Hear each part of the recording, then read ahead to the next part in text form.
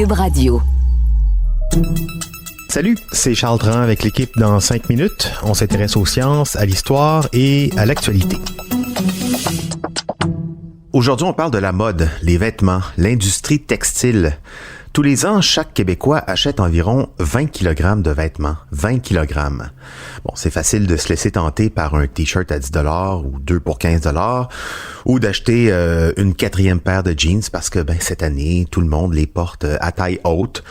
On n'est pas ici pour vous culpabiliser. On est tous à des degrés divers un peu des victimes de la mode. L'industrie sait se montrer, disons, persuasive. Mais une des grandes victimes de la mode, c'est surtout le climat. Nos garde-robes ont une immense empreinte carbone.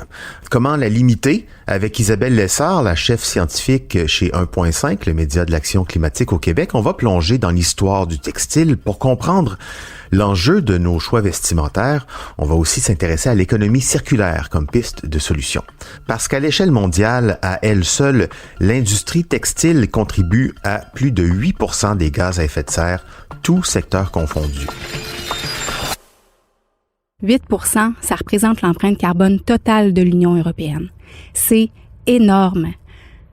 Près de 90 % des gaz à effet de serre proviennent des étapes précédant l'achat des vêtements, c'est-à-dire lors de la production de la fibre et du tissu, en incluant le transport associé.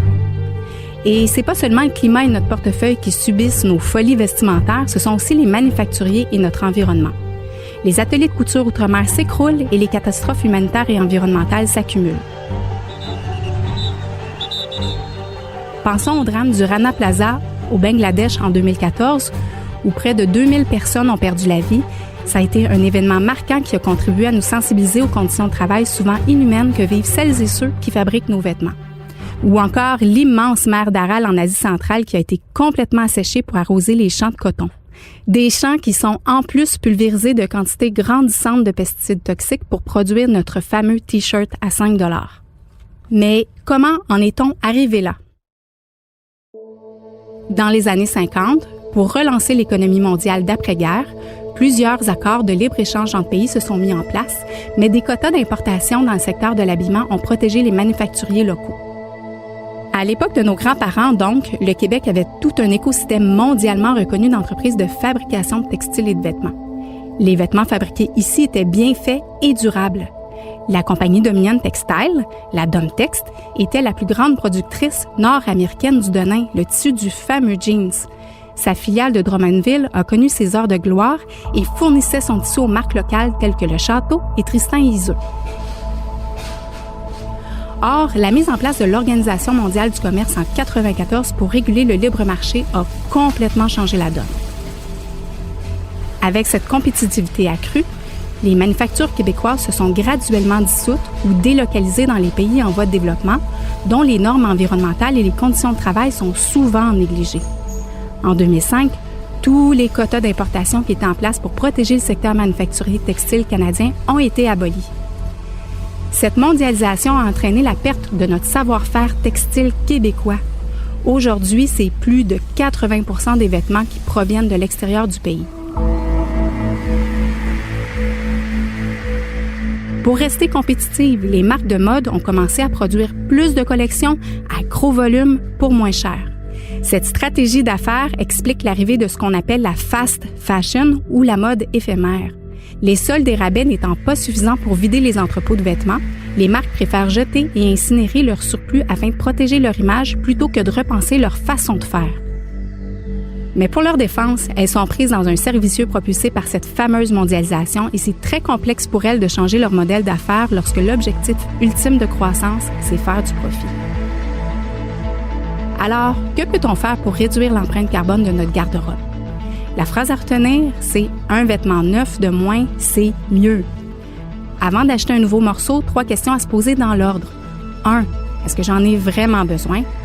2. Est-ce que je peux l'acheter de seconde main? Et 3. Est-ce que je peux transformer moi-même ou via un atelier de couture un vêtement que j'ai déjà? En somme, on applique la règle renoncer, réduire et réutiliser. Si on a vraiment besoin d'acheter neuf, mieux vaut miser sur la qualité avec un vêtement plus cher plutôt qu'une super aubaine 3 pour 1. Et si possible, on vérifie l'étiquette pour en choisir un fabriqué au Canada qui est donc conçu, coupé et cousus localement. En fin de vie, une fois portés, troués, tachés, nos vieux t-shirts peuvent devenir des chiffons ou du rembourrage de peluches ou de coussins. S'ils sont encore en bon état mais qu'on ne les porte plus, on les apporte dans des nombreux centres de dons québécois. Attention, c'est pas miraculeux non plus parce que 50% des vêtements usagés de la province finissent malheureusement au dépotoir. Mais sachez que ça bouge activement au Québec pour renverser cette mode sans dessus-dessous. Tout l'écosystème québécois de la mode, du textile et de l'habillement se concerte et travaille ensemble afin de trouver des solutions sensées pour donner une seconde vie aux vêtements déjà portés. Et on s'entend ici pas seulement les transformer en guenilles industrielles. Par exemple, des designers créent des nouveaux vêtements à partir de vieux jeans ou encore transforment leur retail de tissu en objets décoratifs. C'est ce qu'on appelle le surcyclage ou l'upcycling. Les entreprises et applications de location de vêtements ou de revente de seconde main foisonnent. Les échanges de vêtements improvisés ou plus structurés se mettent en place, les fameux swap parties. Les designers proposent de plus en plus des services de retouche, d'altération et de réparation à même leur boutique. Ils et elles s'attaquent aussi au savoir-faire perdu en donnant des cours de couture diversifiés et ce pour tous les niveaux. Tous des moyens efficaces pour faire évoluer le modèle économique traditionnellement linéaire du secteur du textile vers une économie circulaire où on boucle de nombreuses boucles à toutes les étapes du cycle de vie en vue de produire moins et mieux, où le résidu des uns se transforme en trésor pour les autres. Et ça, c'est bon pour le climat. Et Isabelle le disait, bien acheter, c'est acheter moins, acheter mieux, durablement, c'est possible et même souhaitable.